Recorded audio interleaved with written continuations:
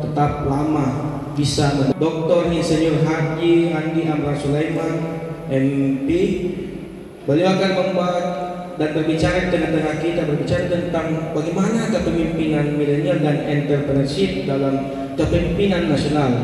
Banyak orang yang selalu berpikir bahwa dalam untuk menjalankan sebuah kepemimpinan dikatakan kalau melalui proses politik dan sebagainya. Padahal kenyataannya jauh lebih banyak orang yang berkecimpung di dalam dunia entrepreneurship, dunia usaha dan sebagainya, lalu bisa menjadi orang-orang yang besar. Jadi untuk menguji sebuah kepemimpinan jangan dilihat dari satu wadah saja atau dipandang dari segi wadah politiknya. Begitu. Telah hadir tengah-tengah kita Ayahanda Dr. Insinyur Haji Andi Amran Sulaiman. Beliau beragama Islam. Tempat tanggal lahir itu Sabtu 27 April tahun 1968, tepatnya di Kabupaten Bone, Sulawesi Selatan. Beliau pria kelahiran 27 April 1968 di Bone, Sulawesi Selatan. Beliau sejak lama malah melintang dalam dunia usaha, dunia politik dan sebagainya. Itu membuat beliau lebih banyak dikenal sebagai seorang pengusaha yang jujur dan dermawan. Beliau pernah diangkat menjadi sebagai Menteri Pertanian Republik Indonesia periode 2014-2019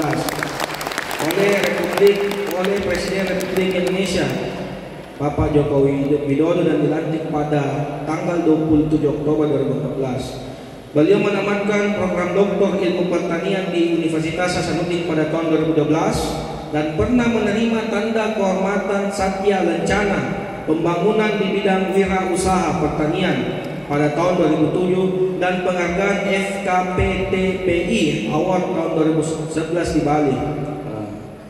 Jadi beliau sembari juga pernah menjadi seorang menteri. Beliau juga di usia muda, ingat tanda kutipnya teman-teman, di usia muda beliau telah mampu membangun dan membesarkan 14 perusahaan yang tergabung dalam sebuah holding Tiran Group yang meliputi unit usaha tambang emas, tambang nikel, proyek gula, proyek perkebunan kelapa sawit, SPBU, distributor Unilever, distributor semen, produsen pestisida dan usaha lainnya. Luar biasa sekali beliau. Jadi riwayat pendidikan beliau itu pernah SD di SD Impres 10 Mapasangka Bone, SMP Negeri Ponre Bone, SMA Negeri Priaja Bone, Universitasnya Fakultas Pertanian Unhas tahun 1988 sampai 1993, Pasca Sarjana Pertanian Unhas tahun 2002 tahun 2003, Program Doktor Ilmu Pertanian Unhas 2008 sampai 2012. Jadi beliau telah hadir tengah-tengah kita. Beliau juga sebagai CEO PT Tiran Group, pernah menjadi Menteri Pertanian 2014 sampai 2019 dan saat ini beliau menjadi Ketua PP Ikatan Keluarga Alumni Universitas Hasanuddin. Sekali lagi tepuk tangan untuk beliau. Kepada Ayahanda dipersilakan berbicara di depan. Oke, gimana Puan? Di mimbar mungkin ya bagus. Pemirsa jangan lupa subscribe, like, and share. Terima kasih. Assalamualaikum warahmatullahi wabarakatuh. Waalaikumsalam. Pak Ketua Fraksi yang saya hormati, saya banggakan. Tepuk tangan untuk beliau. Para dosen, anak-anak sekalian yang saya cintai.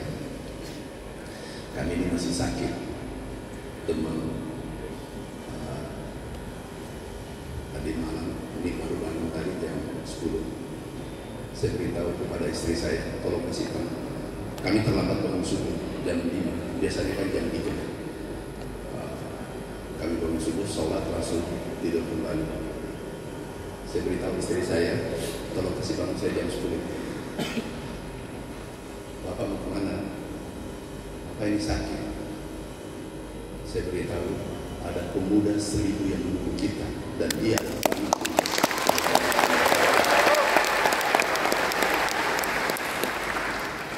melanjutkan perjuangan nantinya dan kita kita akan sharing dengan mereka apa pengalaman kita selama 20 tahun.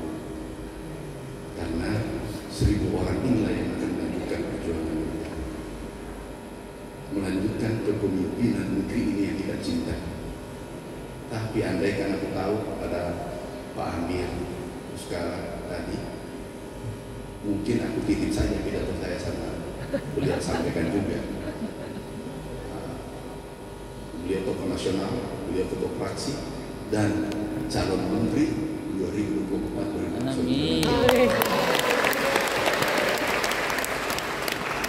Beliau anggota DPR RI suara terbanyak di Sulawesi Selatan dan sering diskusi luar biasa tanpa menggunakan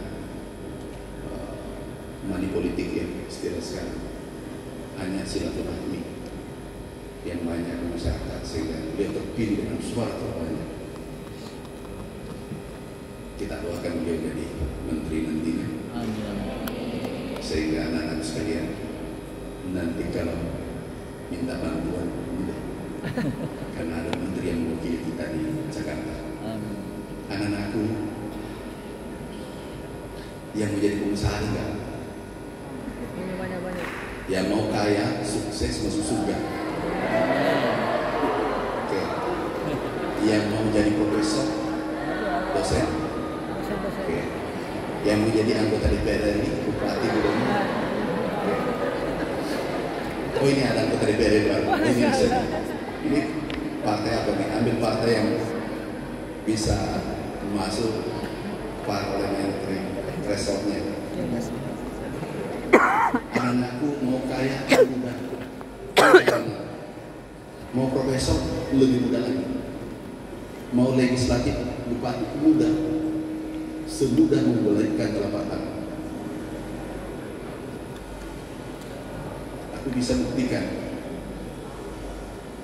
bahwa kehidupan saya jauh lebih sederhana daripada kalian.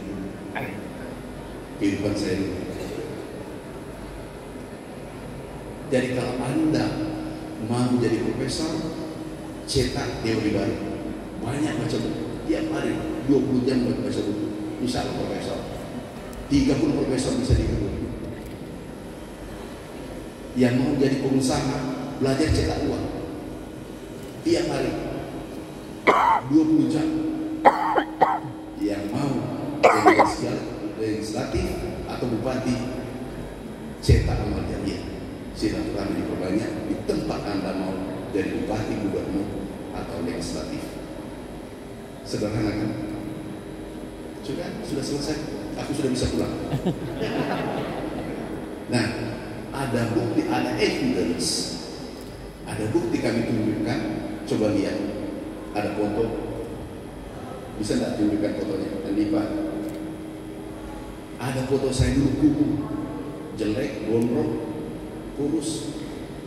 Sekarang sudah berevolusi, sudah mulai tampil sedikit karena dipoles oleh alam. Bisa nggak? Nggak bisa. Nah, nih kasurnya berjamur, tinggal kos-kosan, ukurannya 4x3. Kasur pun diberikan orang orientasi dengan ranjang. Tapi aku camkan, aku lahir miskin dan dihina, tetapi saya tidak ingin dikubur dalam keadaan miskin dan hina.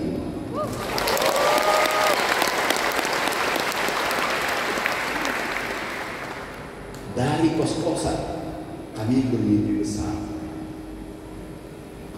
Dari kos-kosan yang sepi, kumuh, aku bermimpi besar. Ya Allah, berikanlah kekuatan aku ini, bongkarlah cerunya. Aku ingin sukses seperti orang lain. Aku ingin jadi pemimpin dari republik ini. Aku ingin jadi profesor. Tiga-tiga kami mimpikan, insya Allah guru besar mungkin 1-2 bulan. Guru besar kami sudah dapat. Tiga-tiga kami minta, tapi ada ikhtiar, kita harus kerja.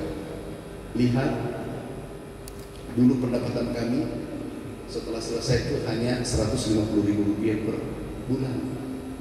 Kami 12 bersaudara, gubernur adalah anak ke-11. Ini fotonya. Gubernur sekarang ke-11. Ini fotonya. Yang kecil di samping saya itu gubernur sekarang. Bisa jadi saudara saya setahun sebagian.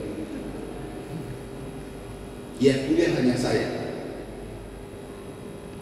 Saya katakan, ya Allah beri aku rezeki agar saudara-saudaraku yang 10 bisa juga mengenyam pendidikan S1, S2. Alhamdulillah sekarang sudah S1, S2 dan S3.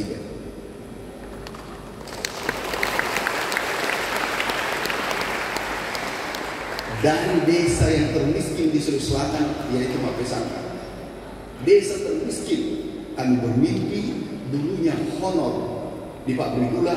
Aku katakan, ya Allah beri kekuatan, aku ingin memiliki pabrik gula, bukan hanya menjadi pekerja, buruh, tapi aku ingin memiliki.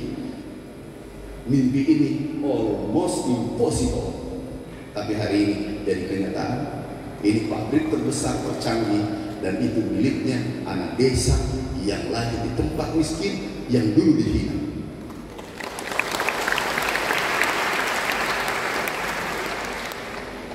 Ini pabriknya.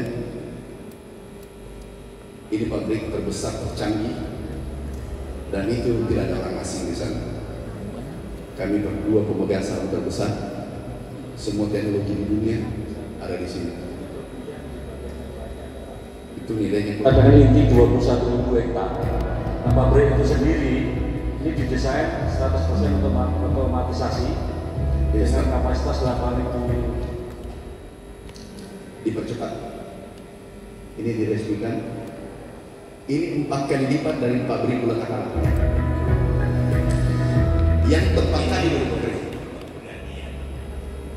Keberanian membuka sebuah investasi, keberanian untuk membuka sebuah usaha tempat ini yang harus kita apresiasi dan kita hargai. Oke. Mulai Mimpi 1 sudah selesai. Mimpi kedua jadi guru besar insya Allah dalam waktu dekat. Mimpi ketiga, ya Allah, kami ingin ketemu dengan pemimpin-pemimpin dunia. 5 tahun kami keliling dunia dan bisa ketemu beberapa presiden di dunia, termasuk Argentina, Meksiko. Kami usin 4 mata. Ini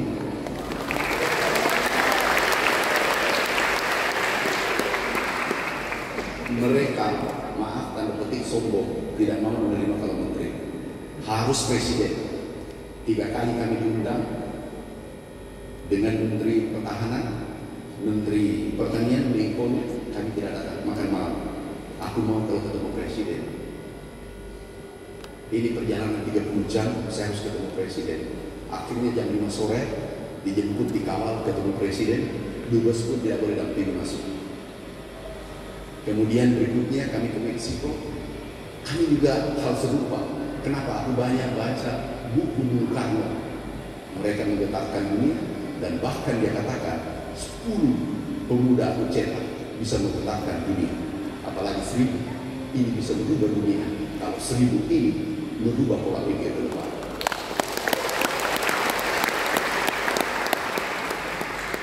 Ini kisah menarik. Kami minta pulang. Dubes sudah ketar-ketir. Saya katakan kami negara besar dan mewakili presiden. Harus ketemu menteri baru pulang. Karena seluruh dunia datang. Kami ketemu. Menterinya, bahkan presiden yang undang masuk pas ada Bill Clinton di dalam, mantan presiden Amerika. Ini presiden Meksiko. Lihat gayanya orang kos-kosan. Kita tidak bisa bedakan mana presiden, mana anak kos-kosan. Stylenya coba. Itu kalau bila terang menghadapi negara lain. Tapi kalau sesama anak bangsa, aku menyerah, aku takut, aku tidak mau ribut dengan saudara-saudaraku sesama anak bangsa.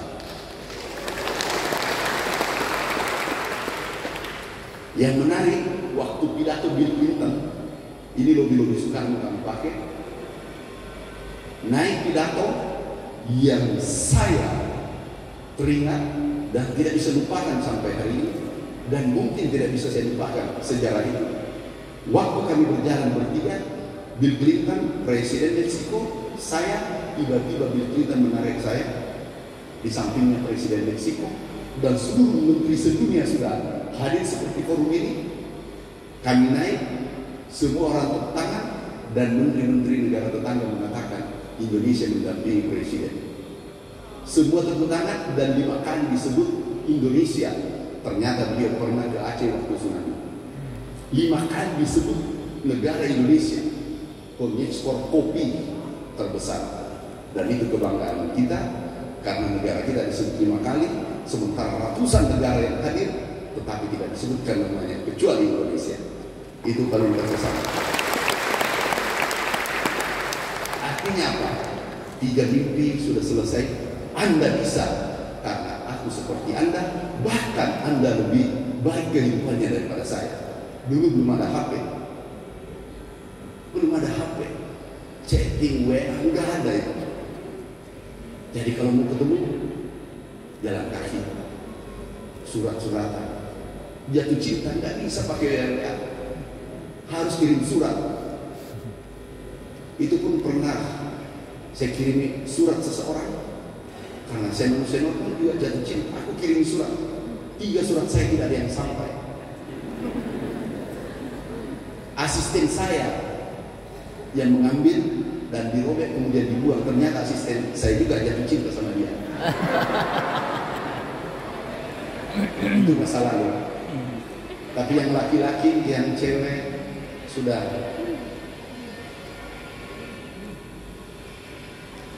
Saya hampir tidak ada masa lalu, cerita masa lalu, masalah cinta, karena setiap jatuh cinta ditolak. Aku jatuh cinta di Kendari ditolak, di kos-kosan ditolak, di depan kos-kosan tadi, di Makassar ditolak. Tapi saya katakan pada saatnya Anda akan menyesal.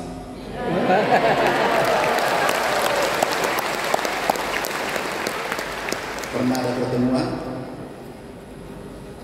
kebetulan yang menolak saya dia hadir, alumni waktu itu sudah dilantik jadi menteri. Saya katakan pada Aspri, tolong cari namanya si A. Mudah-mudahan hadir dalam pertemuan, dan dia hadir.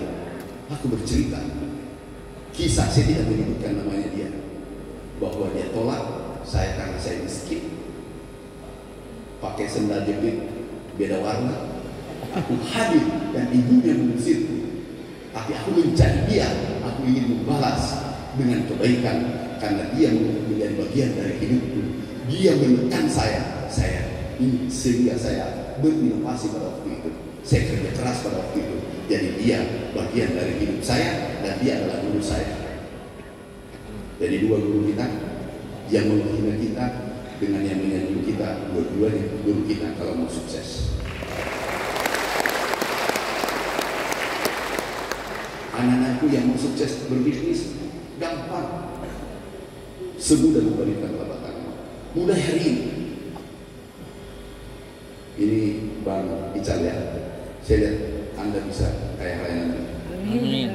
Ini mulai